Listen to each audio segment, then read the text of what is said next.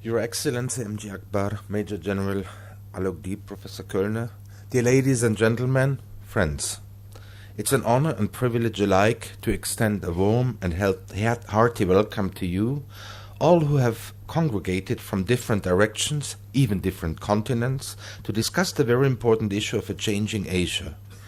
After the successful inaugural conference, which was held in Hamburg in April 2015, you mentioned it already before, I'm very happy that this year's follow-up conference in New Delhi brings together more than 30 scholars and experts, participants from India, China, and today, to quote the Honorable Minister, China is very much in existence, not like in the worldview of the old Macedonians, from the US, Germany, Sweden, UK, and New Zealand, and they will discuss the coming days the impacts of a changing Asia and the associated perspectives on regional and global cooperation.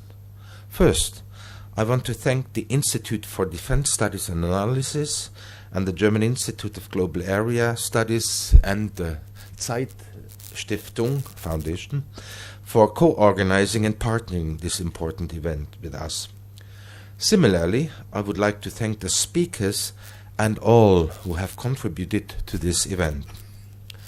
The Konrad Adenauer Foundation, which I represent in India, is a German foundation which has been active in India since 1968. So next year we can celebrate our 50th anniversary in this beautiful country.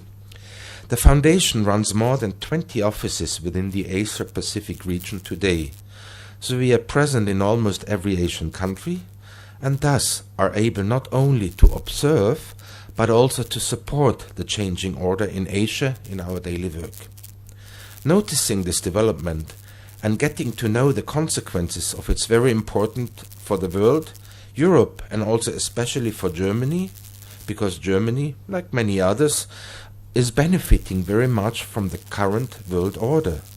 The rapid changes taking place in Asia, especially in India and China, are altering global balance and power.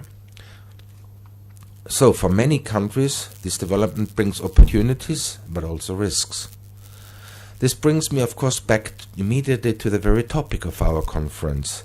The implications of changing Asia, both regional governance and global governance, will be one of the most decisive issues for the world in the 21st century, and hopefully a century of peace, as the Honorable Minister mentioned.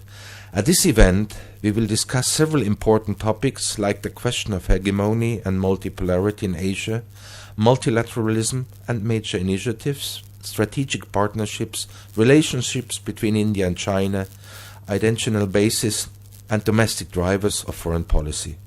Over the next few days, the various sessions will explore this in considerable detail. The topicality importance of these questions come to our mind when we consider the news of the last weeks.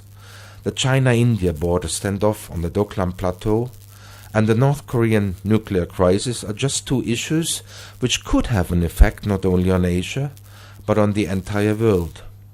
But also in the world of economy, the implications of a changing Asia goes outside the envelope of the continent. Just a few days ago, the proposal by European Commission Chief Jean-Claude Juncker to limit the ability of foreign state-owned enterprises to buy up European firms in the energy, infrastructure and the defense sector is another proof how the rise of new powers has consequences for Europe and beyond.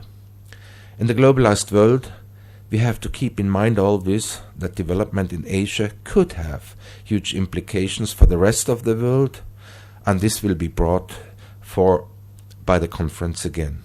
Once again, my thanks to our partners, to the speakers, all of you coming. It is my great pleasure to warmly welcome all of you again, and I'm looking forward to fruitful discussions and constructive results in order to contribute to maybe this 21st century being a century of peace, and whatever comes out should also benefit the people.